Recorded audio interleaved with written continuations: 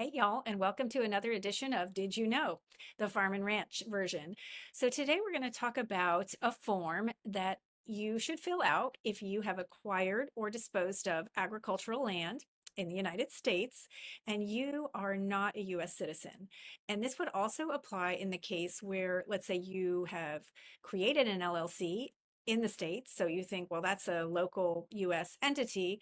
But in fact, if the owners or even part of the owners are not US citizens, then you are required to file this form. It's called Form 153, and you're required to file it within 90 days of when you've acquired the land. So let's talk about what this stands for. AFIDA is the Agricultural Foreign Investment Disclosure Act. It was enacted into law in 1978. And again, it's a form. If you don't file it properly and timely, you could be in for some monetary penalties.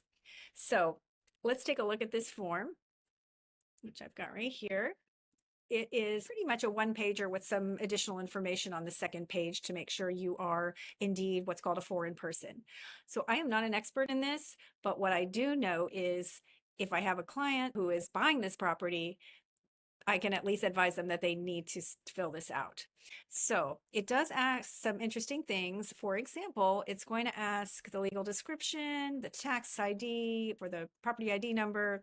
It's going to ask questions about the current land use and also the value of the land. And so in the case of my client who purchased it, we put that in there. I think that's a little nosy, but okay. And then it may ask some questions about the producer, who that producer is and who's filling it out. So at any rate, the process is fill it out, sign it, and then you're supposed to send it to the Farm Service Agency in the county where the property is located.